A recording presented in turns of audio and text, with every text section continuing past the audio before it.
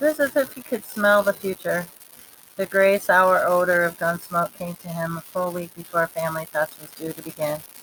There were shots, too, the popping of cat pistols, the 4 and 5-year-olds practicing to one day be ringers and shooters. All things in their gun sights became pigeons, grasshoppers, mailboxes, yellow squash, each other. The sun dazzled in the cloudless sky. The sidewalks, if you took your shoes off, burned. After dinner, people watered flowers. At night, he heard trucks rumbling.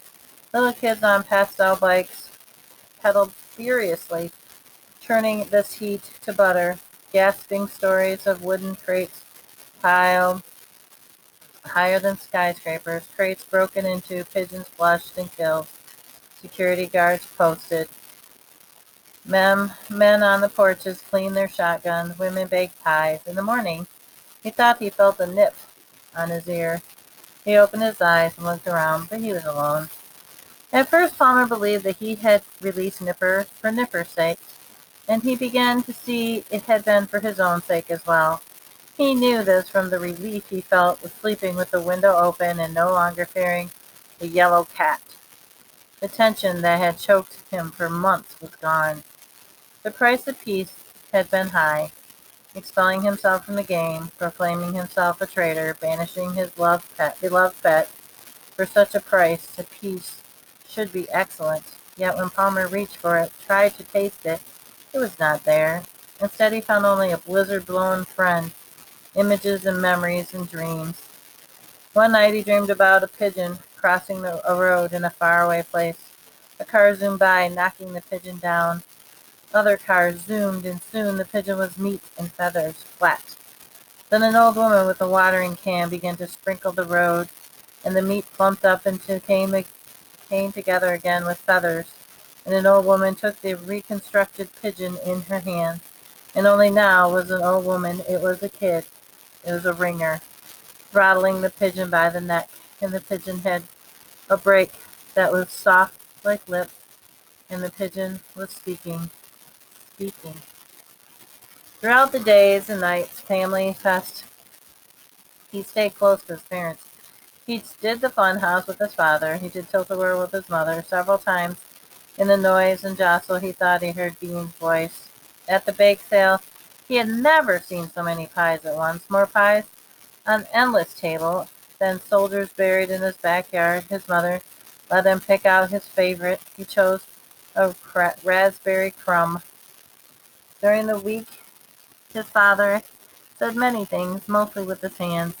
He rubbed Palmer's hair, he squeezed his shoulder, tugged on his shirt, tickled his ribs, and pulled him backward with a finger hook on the back of his pocket of his jeans, lightly brushed the side of his neck with his fingers, and he stopped and chatted with friends. Each of these things had different meaning to Palmer, and yet the same.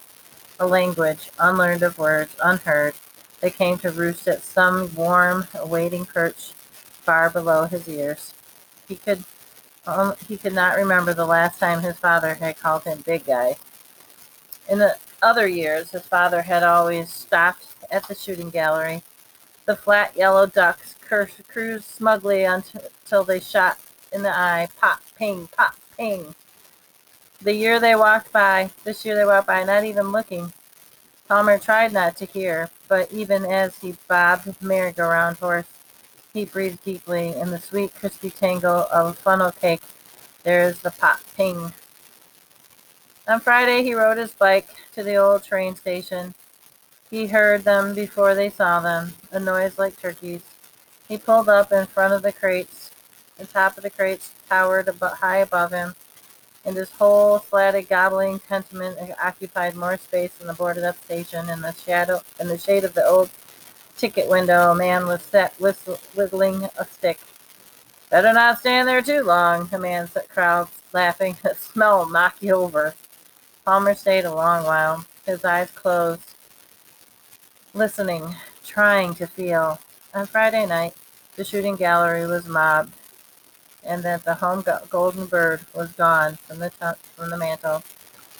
Until he found himself there, he had not been sure that he would come.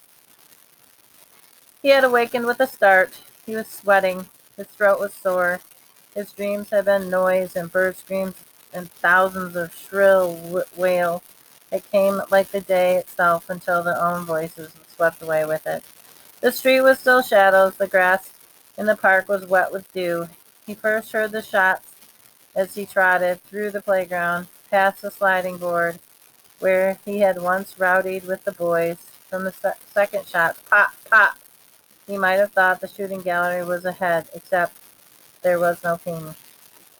Gunshot mixed with the memory in his picnic grove. He was surprised at the size of the crowd already there. He had not before understood how early in the day one must get up in order to kill, and watch killed 5,000 birds by nightfall. Someone turning saw him, bowed with a sweep of the hand. Hey, look, it's a Wringer kid. Here, must have got up late. Make way. Others turned, staring, smiling. He ran. There was a grandstand, like the little league field. It was full. He stood beside it directly across the field from him. The ringmaster, in his neon pink baseball cap, was directing the ringers, twice as high as the grandstand and almost as long as the mountain of crates, housing the 5,000 birds, 4,000 and something now because shooting had begun. A truck with an elevator platform lifted workmen on the top of the stack. Crates were emptied, 5 pigeons at a time, into 2 white wooden boxes, each with the size of a Dorothy's bicycle basket. With one box was lifted on the field, the other box was reloaded with birds. Each box had 5 compartments, and each compartment was with a pigeon, a hatch, and a string to open it. The boxmaster wore an orange vest. The shooters were to the left. They aimed their quarter-sized black barrels toward the open end of the field. Here the sound was not pop, it was boom. The waiting shooters chatted and joked with each other, the guns like baseball bats, their shoulders. But when the shooter stepped up into the white chalk line, he became all business. His face was grim, his eyes were intense. He focused a white box 10 feet in front of them, and in this, the shooters were all alike. In other ways, they were different.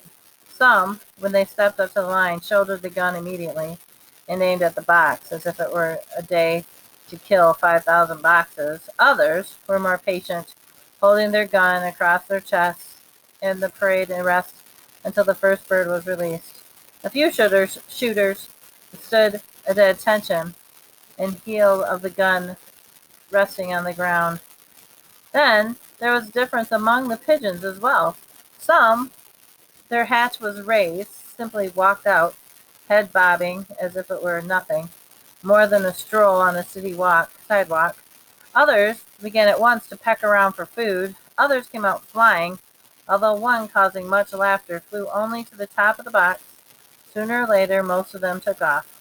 In Palmer's memory, recorded during the first visit of Pigeon Day 6 years before, the birds were shot out of the sky above the trees among the clouds. He was surprised to find that how many did not really happen that way. In fact, the birds seldom flew more than a shoulder high to a man before the blast of pellets stopped them. They seemed not so much to be shot down as tripped.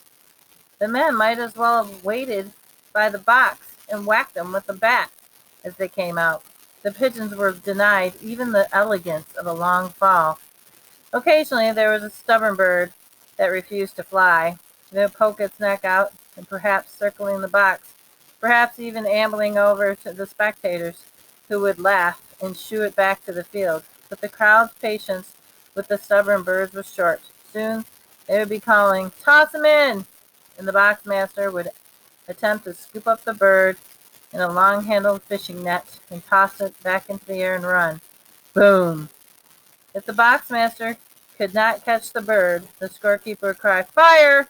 and the shooter would boom.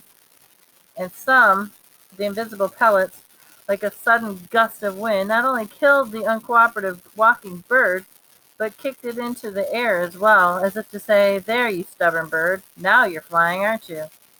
But shooters did not like to shoot a walker, because even a killed bird was more than a wounded flyer. That is, 1 point for the scorekeeper's book.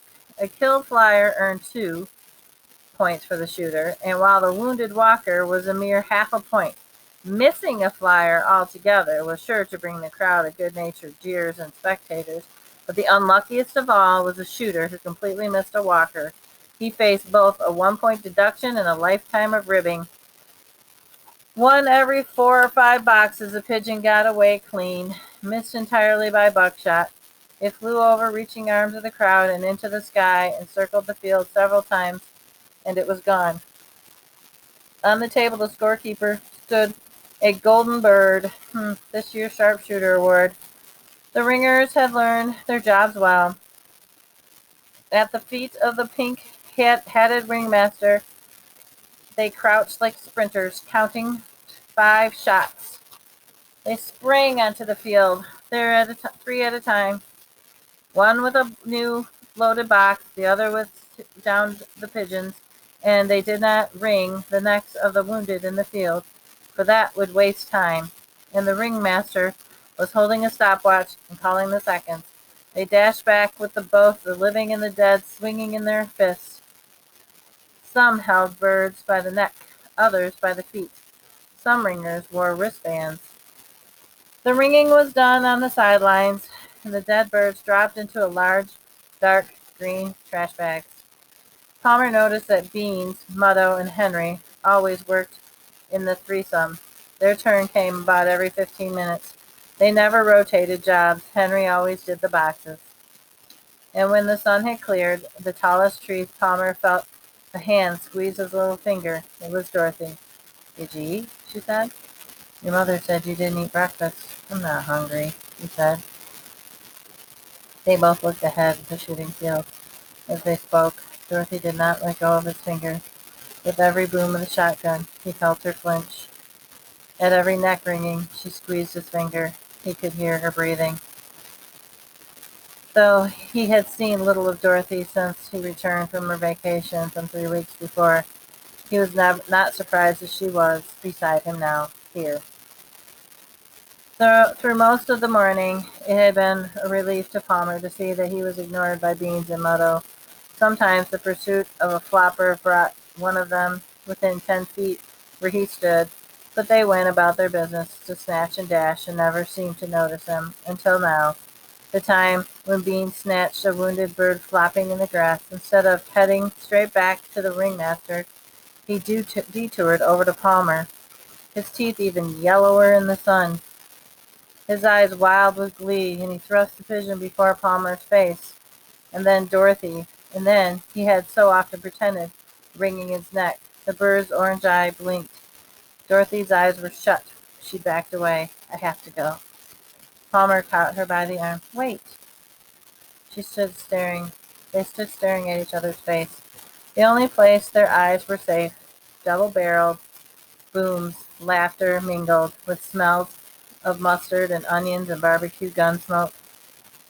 He could not wait any longer to ask, "Where did you let him go?" "Nipper?"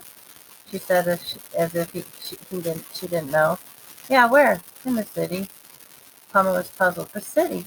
I thought you went to the shore." He had pictured Dorothy on the boardwalk or beach, tossing Nipper into the air, Nipper soaring above the sand and foaming surf. He imagined the pigeon would have a good life in the seashore. "We did," she said. She was not making this easy. "But you said the city." "We stopped off in the city. A boom." Then she flinched. "For a day." He remembered his trip to the city 2 years ago before. His delight, the pedestrian pigeons strolling, nodding down the sidewalk with long people, and now that he thought about it, seemed like a good place for a pigeon. He nodded. "City, huh?" She nodded. Did you like reach up and throw him into the air and he flew away?" He wanted a clear picture to remember. "Or did you just put him down on the sidewalk and he walked along with the people?" She twitched at the gun boom. She took a step back. "No, none of that. I rolled down the car window and he flew out." It wasn't how Palmer would have wished. "While you were driving or stopped?" "Stopped? In the traffic downtown? Where?" Still trying to picture it. Another gun boom. She shivered, as if it were December, not August. At the railroad yards. The railroad yards? Palmer grabbed her by both arms and squeezed. What? She screamed. What? What? Did you say by the railroad yards? Yes, stop it. She twisted away from him and ran back through the people. Palmer caught her by the back of the crowd. He planted himself in front of her. She sneered. Tree stumping again? Dorothy, he was screeching. You let him go in the railroad yards? Dorothy threw up her hands. So? So the railroad yards are where people go to trap the pigeons and bring them here. Why did you have to let him go there? A boom followed. A second louder of explosion and cheers and laughter. Something outrageous had happened. Dorothy stared, stunned at Palmer. Her lips were quivered. We don't know about that stuff. Nobody ever told us.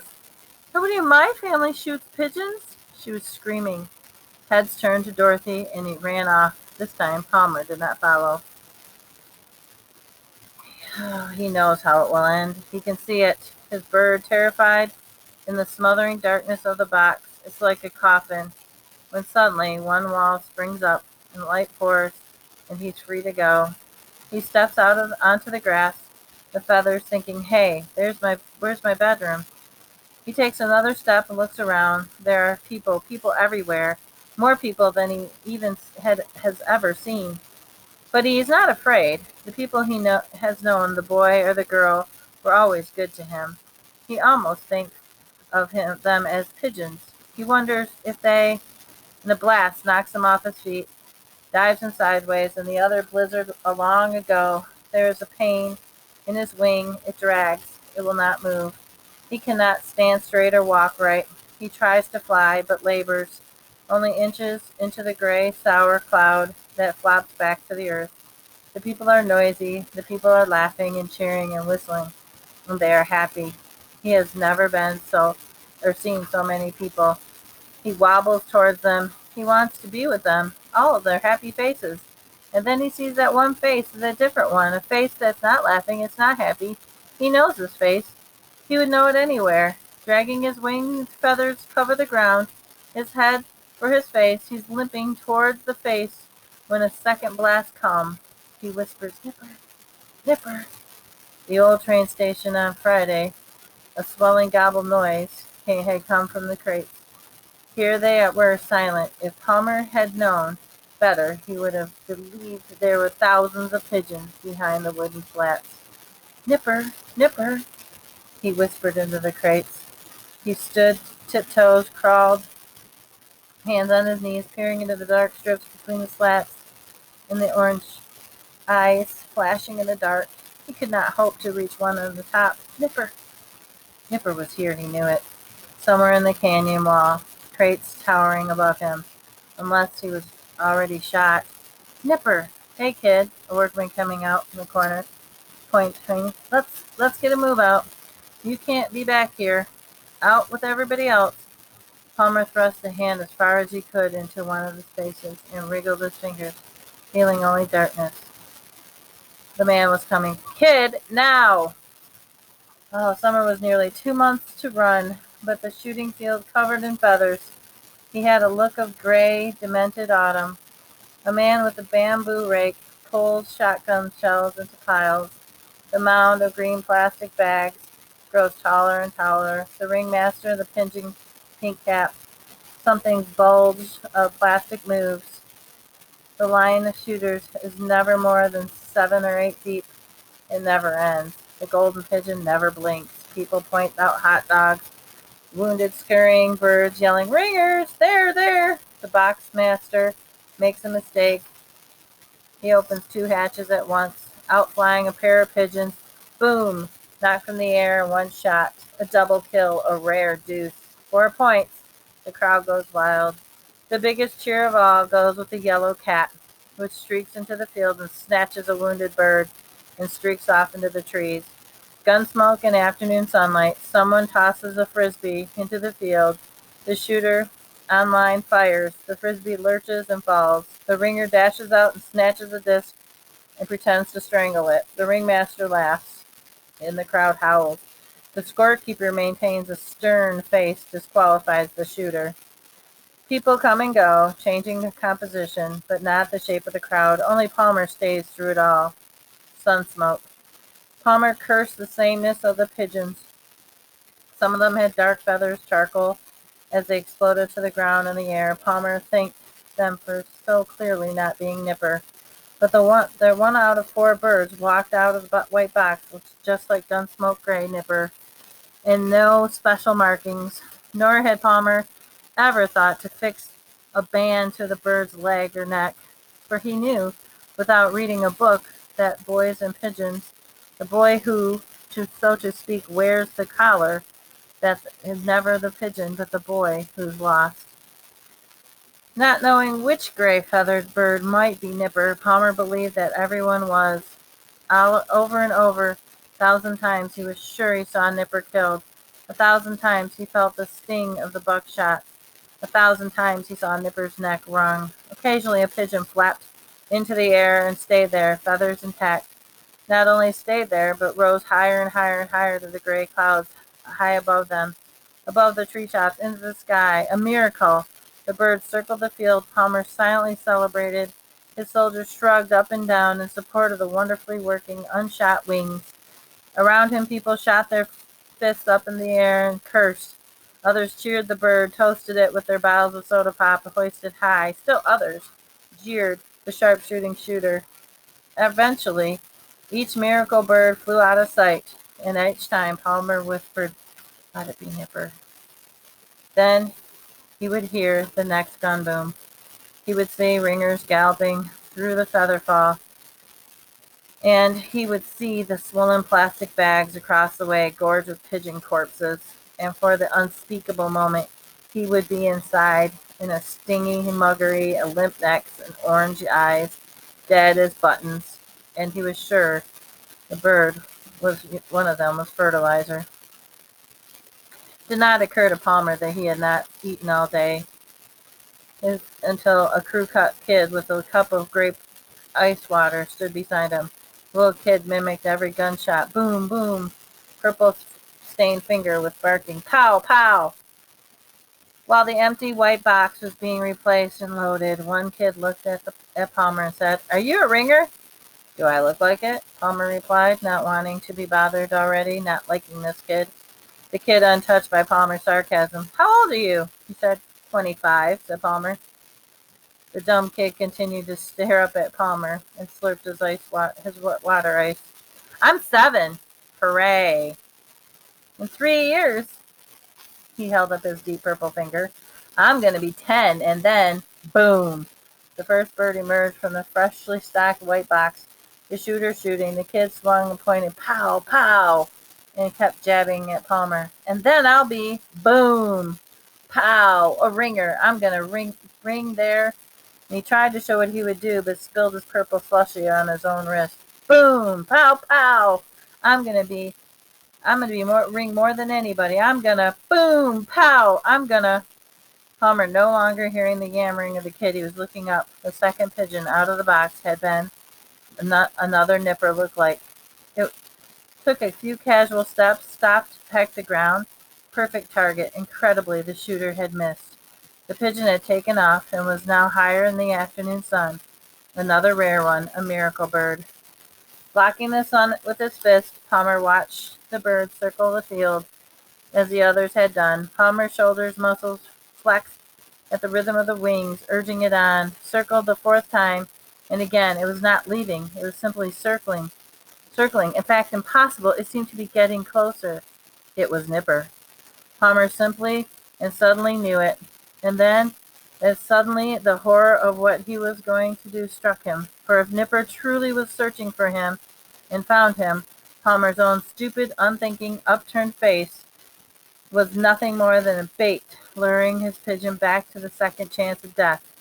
This time, the shooter would not miss. Palmer covered his face with his hands. "No," he prayed. "No, no, no." Too late. The bird had broke from his circle and began a long downward swing. The little kid beside Palmer pointed and screamed, "Look! It's coming back! It's coming back!" Palmer knocked the water ice from the kid's hand, and the people began to look up. Fingers pointed, more faces turned. The shooter, who had been walking away, stopped and turned his hand dipped into his pocket of his vest, only the sound of the outraged howl of the purple plaster kid. Palmer stepped away from the people then, into the clear and the shooting field, better to be seen, for he knew now that there was no stopping it now.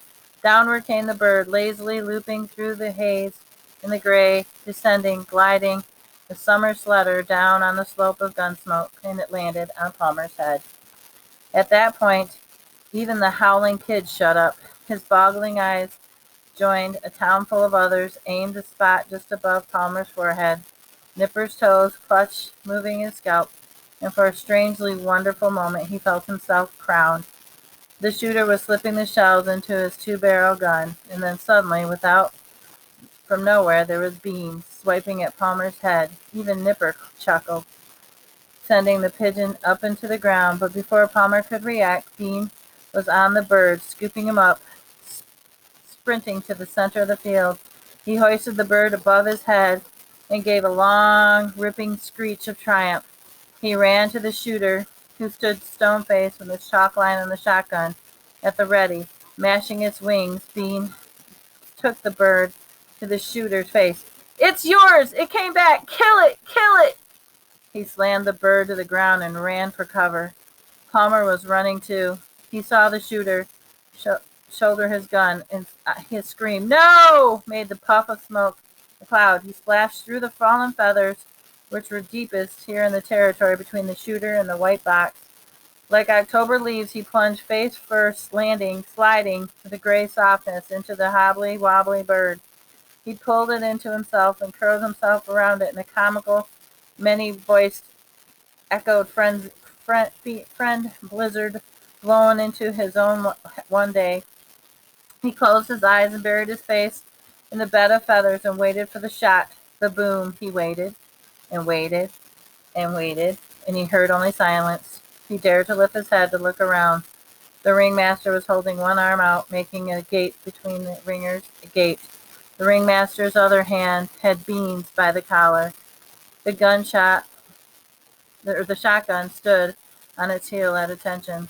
Palmer got to his feet. He ignored the blood-khaki feather sticking to his face. He held Nipper close. Standing there in feathers up to his sneaker knots, Palmer felt his peace, a lightness that he had never known before, as if restraining straps, and snapped, setting him free to float upward for the moment, feeling his fingertips quickly beating to Nipper's acorn-sized heart. He believed he could fly. The pigeon's eyes, he looked down from the sky upon the field, thousands of upturned faces, and he saw nothing at all to fear. He reached out then, held his pigeon out to the people, slowly turned, and they could see, so all would know. Someone whistled. Someone shouted bang, and laughter followed. People booed. Cradling the pigeon in both hands, Palmer walked off from the field. The crowd parted just enough to let him through. He felt the cold stares of the people. He smelled the mustard on their breaths. A hand reached out, and he flinched. It was a little hand, a child's hand, touching Nipper's wing, stroking it. A child's voice said, "Can I have one too, Daddy?"